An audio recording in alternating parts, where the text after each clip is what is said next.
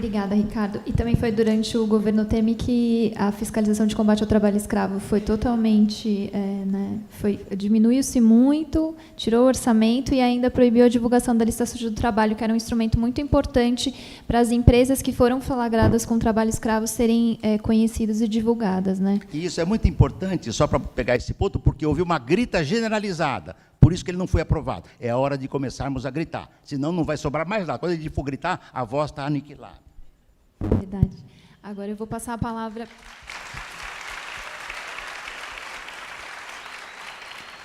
Agora com a palavra Vladimir Safatli. Então, ok. Então, também gostaria de agradecer aqui esse convite que me foi feito, agradecer a Ivane e o SESC pela maravilhosa organização, e o fato também de poder estar nessa mesa com a Laura, com o Ricardo, né, para discutir esse tema tão central. Bem, eu vou tentar abordá-lo de uma maneira um pouco diferente, que eu queria insistir mais na segunda parte, né, sobre o problema dos limites da democracia no Brasil, né, mas eu queria aproveitar, de fato, essa relação que foi sugerida entre o trabalho e a democracia, para discutir um elemento que me parece absolutamente central no interior desse debate, que é bem provável que nós possamos entender a sociedade brasileira, certo? E também a sua forma de lidar com a questão da democracia a partir da perpetuação de uma estrutura de trabalho que, mesmo que não seja mais a célula elementar do processo produtivo, ela é, de uma certa maneira, a célula estrutural das formas sociais no Brasil, certo? Eu acho que, bem, vários já insistiram que o elemento fundamental para a compreensão da realidade brasileira é não outra coisa do que a perpetuação das relações que foram desenvolvidas no interior da escravidão. Eu acho que é um elemento aí absolutamente central, porque, de uma certa forma, nós podemos dizer que a sociedade brasileira ela se organiza até hoje a partir da perpetuação do latifúndio escravagista. Porque o latifúndio escravagista, ele é, na verdade, uma espécie de princípio de dualidade ontológica no interior do mundo dos humanos. Dualidade ontológica porque é uma divisão que se estabelece através do latifúndio escravagista entre aqueles que podem alcançar a condição de sujeitos e aqueles que caem à condição de objeto. Aqueles que serão pessoas e aqueles que serão coisas. Essa distinção, ela nunca desapareceu da realidade nacional. Ao contrário, ela é o seu elemento central. De 210 milhões de habitantes, a grande maioria, na verdade, está na condição de coisa e não está na condição de sujeito.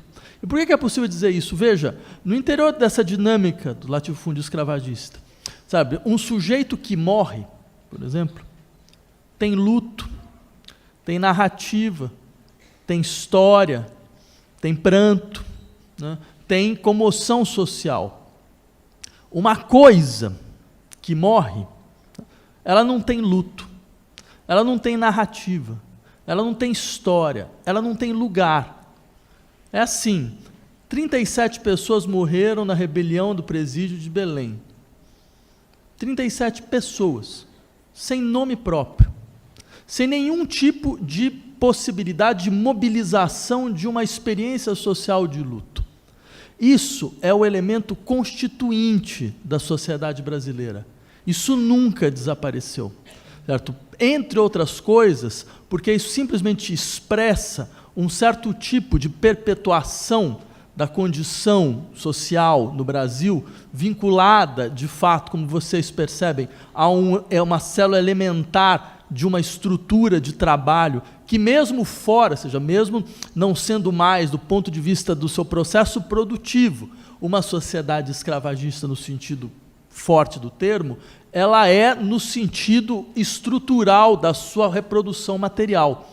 Certo? Não só porque há ainda, de fato, concretamente, nós vira e mexe, nós encontramos notícias a esse respeito de trabalho escravo, mas esta perpetuação de uma degradação da condição de uma parte fundamental da população, marcada pelas suas questões de classe, marcada pelas suas questões de raça, marcada pelas suas questões de gênero, é um elemento decisivo e estruturante. Isso nunca modificou. Ao contrário, eu diria que a função do Estado brasileiro sempre foi de perpetuar esta estrutura. A sua função, ela é, antes de mais nada, uma função que consiste em fazer aos sujeitos lembrar a uma certa parte da população que ela não passa de coisa, que ela não tem nenhuma outra possibilidade de esperar do Estado, de esperar da sociedade, outra forma de reconhecimento. Certo? Então, seja você tem um Estado que visa a perpetuação da degradação da condição dessas pessoas. Veja, eu poderia dar uma série de exemplos que são absolutamente aterradores, né? Que isso demonstra, afinal de contas, como você tem uma dimensão do Estado brasileiro que agora ela simplesmente se explicita. Ela teve sempre presente. Em nenhum momento ela parou. Em nenhum momento ela foi desmontada ou desativada. Ela pode ter funcionado, digamos assim, com menor ruído, né? Ou seja, ela não funciona de maneira espetacularizada, como agora ela funciona de forma completamente espetacularizada. Mas ela sempre esteve lá de forma completamente intocável. Por isso é absolutamente correto dizer, o Estado brasileiro sempre foi um necro-Estado. É um Estado de organização da morte, do extermínio, da espoliação, certo? E essa morte, extermínio e espoliação, ela é, antes de mais nada, a maneira que o Estado tem de lembrar a uma parcela fundamental da população que ela não tem nenhuma condição de sujeito, que ela não existe como sujeito. Por isso, falar em democracia na nossa realidade é uma aberração. Falar, não, nós estamos perdendo direitos, nossa democracia está em perigo. Bem, há uma contradição na colocação, porque não é possível que algo que nunca existiu esteja em perigo. Certo? Não é possível dizer, não, nós estamos perdendo a nossa democracia, se do ponto de vista mais concreto, ela só pode dizer que ela existiu se nós admitirmos uma distinção geográfica que é mais ou menos a seguinte: olha, ela existia aqui, mas a 10 quilômetros daqui, literalmente, ela parou de existir. O seu sistema legal já não funciona, as suas leis são outras, e isso não faz a menor, e não há nenhuma tensão nesse sistema. Ao contrário, ele se perpetua. Ele se perpetua e se perpetuou, como sempre. Certo? Então, nesse sentido, se isto é verdade, eu insistiria, a primeira coisa que eu queria insistir, há uma função fundamental do Estado brasileiro, que é perpetuar esta condição. E, para isso, é necessário um grau de violência do Estado brasileiro, certo? Que é algo da ordem do inimaginável em nenhuma situação que se poderia chamar de minimamente democrática. Mesmo para os padrões mínimos de democracia que as sociedades ocidentais foram capazes de desenvolver, este termo poderia ser utilizado. Certo? Eu insistiria, por exemplo, entre outras coisas, eu faço parte de uma comissão de direitos humanos, são áreas de direitos humanos, a gente recebe alguns relatórios sobre sobre a atuação das polícias hoje em dia, né? Então, talvez vocês lembrem desse fato de uma pessoa que foi assassinada no Rio de Janeiro, né, com 81 tiros pelo Exército.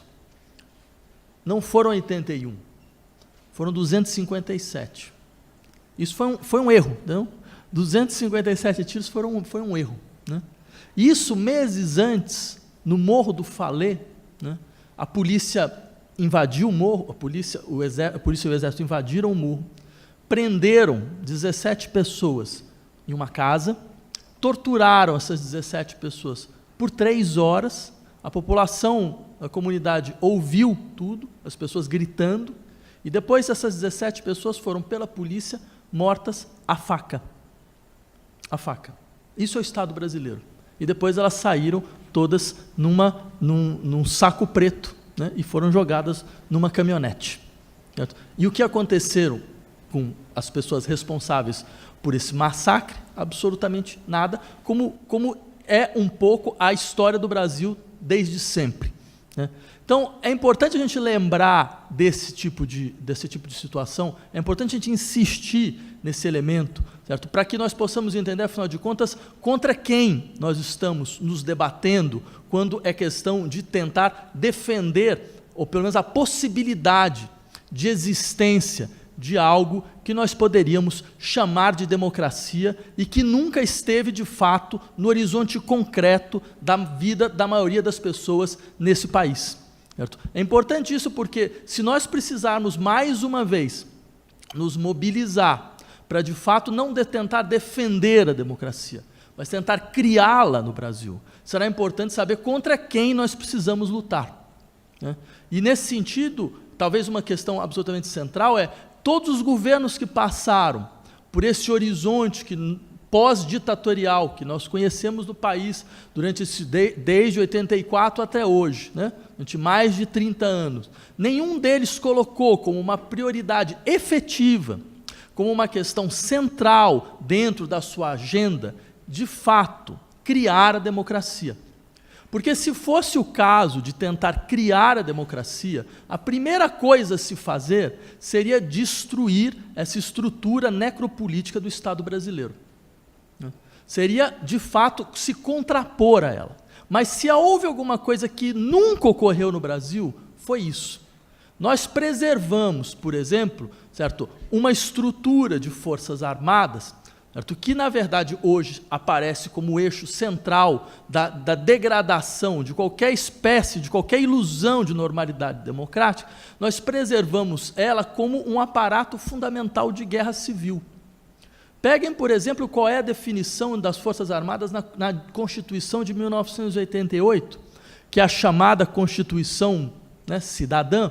As Forças Armadas são descritas lá como as Forças Armadas têm por função a garantia da ordem. Eu não sei se vocês já perceberam o estranhamento dessa definição, porque até onde eu saiba, as Forças Armadas em qualquer lugar do mundo deveria ter como função a garantia da integridade do território nacional contra uma potência estrangeira. Agora, o que significa a garantia da ordem? É sempre bom, quando a gente ouve esses termos, perguntar, mas ordem contra quem? De onde vem, então, a desordem, da qual as Forças Armadas seriam a garantia da ordem? Certo? É claro, fica muito claro que a desordem vem de dentro, a desordem vem do interior, a desordem vem da própria população, ou seja, a sua função, nesse caso, é perpetuação de uma estrutura explícita de guerra civil mobilizada contra a própria população, contra setores da própria população, como sempre foi a sua história. Certo? Nada disso, volto a insistir, foi desmontado. Como nada foi desmontado no sentido da maneira com que a estrutura militar é imposta no interior da vida social. Nós estamos falando de um dos raros países no mundo, um dos raros, onde existe uma polícia militar. E uma polícia militar cuja função não é simplesmente o policiamento de quartéis e de fronteiras, que é a função de toda a polícia militar em qualquer outro lugar. Não, no Brasil, a polícia militar tem como função o policiamento da extensão integral do território e da estrutura urbana, o que demonstra muito claramente, quer dizer, o tipo de lógica que é aplicada na governabilidade das populações. Certo? O que significa o tipo de lógica que é aplicado na gestão das populações? Bem, tudo isso, eu insisto, é claro que isso aparece em um momento onde você mobiliza como elemento constituinte, então, de um certo setor da população, certo? Uma compreensão de uma revolta clara contra as estruturas que se perpetuaram no interior desse país. Só que há várias formas de revolta, há várias maneiras de se revoltar. Quer dizer, acho que o Ricardo levantou uma questão absolutamente central, que depois a gente poderia falar posteriormente, que é essa ideia de que existem governos que se organizam como uma contra-revolução preventiva. Só que dentro desse sintagma, a palavra mais importante é revolução. Quer dizer, você consegue, de uma certa maneira, organizar governos regressivos e reacionários como se eles fossem revolucionários. E esse seria o elemento fundamental a se compreender. Mas era isso. Muito obrigado.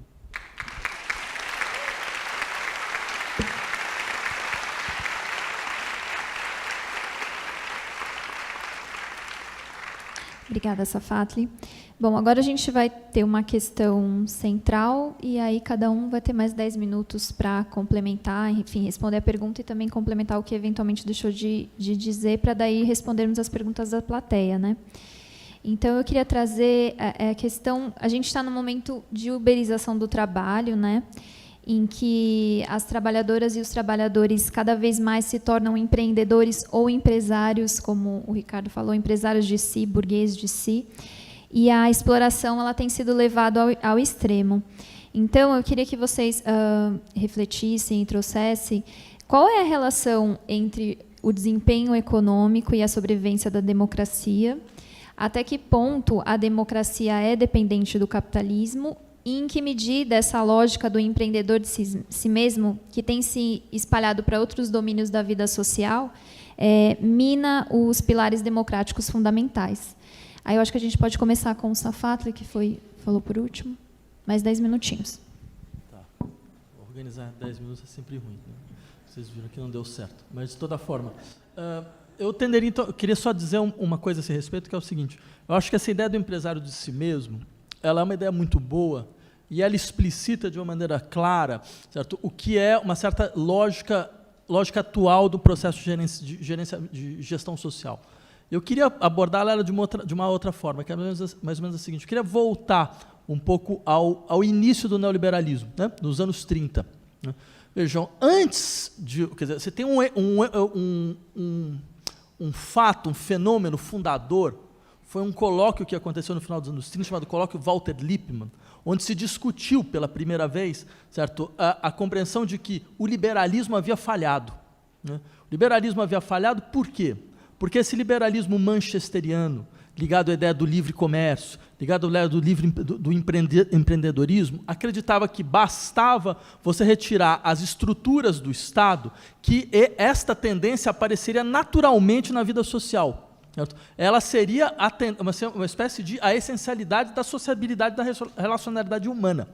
Só que os neoliberais, aqueles que discutiam, então, o fracasso do liberalismo dos anos 30, porque, afinal de contas, você tinha de um lado o nazismo, você tinha de outro lado o comunismo, mesmo o capitalismo era um capitalismo keynesiano, ou seja, que de liberalismo tinha pouco. Né? Então, dentro desse horizonte, eles falavam, esse fracasso se deu, entre outras coisas, pelo fato de que esta disposição ao empreendedorismo, essa disposição à iniciativa, isso precisa ser produzido. Isso não vai aparecer naturalmente. É necessária uma profunda engenharia social para que essa produção ocorra. E como essa engenharia social foi produzida? Através do medo e através da internalização de um princípio psicológico. Né? Vejam, se nós voltarmos um pouco atrás, em 1932, um jurista nazista, Carl Schmitt, ele faz uma conferência para a espécie da Fiesp alemã da época, que é extremamente significativa, que ele diz mais ou menos o seguinte: vejam, a República de Weimar anterior, ela era, diz o Schmitt, um Estado total. O que significa um Estado total para ele? Por que um Estado total? Porque há vários setores da vida social que estão em conflito, que entram em demandas múltiplas, e o Estado procura fazer mediação entre todos eles. Então, ele interfere em todos os setores da vida social, impedindo que a liberdade, que é compreendida como liberdade de empreender, com a liberdade, ela possa aflorar. Então, qual é a função? O que se deve fazer, diz o Schmitt? Né? Nós precisamos, contra isso, contra esse Estado que é simplesmente a emulação dos conflitos da vida social, nós precisamos de um outro Estado total. Esse outro Estado total vai ter duas funções. A primeira delas ele vai precisar despolitizar a sociedade. Então, todo lugar onde há princípio de questionamento a esta noção de liberdade liberal deve ser bloqueado, paralisado. Ou seja, isso exige uma despolitização geral da sociedade, para que uma certa noção de liberdade se constitua. Então ele fala, isso é um novo Estado total. Né? O que é interessante, isso é um teórico do nazismo, é você ouvir depois alguém como Hayek, né? Um dos pais do neoliberalismo, em 1981, num jornal chamado El Mercúrio, um jornal no Chile, ou seja, Chile, 1981. Vocês lembram? Ou seja, governo Pinochet. ele dá uma declaração fantástica, porque a vantagem da periferia é essa, ela expõe a verdade que o centro não mostra, né? Então ele vai na periferia, né, do sistema e ele fala, então, entre outras coisas, olha, eu particularmente, eu não gosto de ditaduras, mas uma ditadura pode ser necessária dentro de um período transitório, certo? É possível um ditador governar de maneira liberal, e é possível você ter democracias que não respeitam a liberdade liberal. Isso ele fala diante do governo Pinochet, governo de genocidas, né? O que demonstra muito claramente o que é a relação entre neoliberalismo e autoritarismo. O que é interessante isso? Na verdade, o que ele fazia? Ele recuperava a ideia do Schmitt. Ele recuperava a mesma ideia. Por que é necessária uma ditadura? Porque você precisa de uma despolitização da vida social para que uma certa noção de liberdade apareça e seja montada. Só que então você tem um eixo de como essa ideia é montada. Agora você tem um outro eixo. O outro eixo é baseado simplesmente na transformação do medo em um elemento, o afeto social fundamental. Certo? Porque, afinal de contas, por que as pessoas se tornam empresárias de si mesmas, entre outras coisas? Porque elas têm medo da morte social, porque elas não têm mais recurso nenhum, porque elas não têm nenhuma possibilidade de solidariedade social, certo? Sem nenhuma possibilidade de um Estado que seja, entre outras coisas, um espaço de pressão de demanda de solidariedade. Então elas sabem que se elas caírem, elas caem sozinhas. Não vai ter ninguém. Certo? O que, entre outras coisas, explica por que um dos sentimentos fundamentais hoje em dia é aquilo que a gente poderia chamar de solidariedade negativa. E a gente percebe isso muito bem em um certo tipo de discurso que começa a circular no nosso país. O que é solidariedade negativa? É a ideia de que, veja, minha situação é precária, minha situação é completamente pauperizada, eu não tenho nenhum sistema de defesa. Então, se eu vejo para o lado que alguém tem algum sistema de defesa, por menor que seja, eu já entendo isso como privilégio. Não, ninguém pode, se eu não posso, ninguém pode ter. Então, ou seja, você não transforma a compreensão da ausência do sistema de defesa na necessidade de consolidação de uma força comum que modifique uma estrutura. Você simplesmente compreende que os privilégios estão do seu lado e não acima de você. Então, isso faz com que você procure a todo momento retirar ou ser solidário do processo de retirada geral de sistemas de defesa de pessoas vulneráveis, criando uma sociedade de vulnerabilização absoluta, que é uma certa maneira, de uma certa forma, de admitir, então, bem, se o medo é um elemento genérico, então que o medo seja partilhado igualmente para todos, e que não caia só nas minhas costas. Então, esses dois elementos, ou seja, a intervenção brutal de um Estado que agora tem como uma função central despolitizar a sociedade e a articulação de uma situação na qual você tem uma morte social se você fracassa. Certo? Você não tem nenhuma outra alternativa. Ou seja, e claro, é toda uma questão, o que significa fracassar dentro da vida social. Mas não há nenhuma possibilidade, ou seja, de algum tipo de anteparo social. Certo? E isso cria uma certa constituição psicológica aterrorizada, e essa constituição psicológica aterrorizada tem um nome, é o empresário de si mesmo. Era isso, obrigado. Obrigada, Safato. Agora eu vou passar para o Ricardo, mais 10 minutinhos. Okay. Muito bem. Como é que se pode então fazer essa correlação, que de certo modo o Vladimir também deu elementos que eu acho também muito importantes. Como é que você pode compatibilizar uma sociedade onde, tendencialmente falando,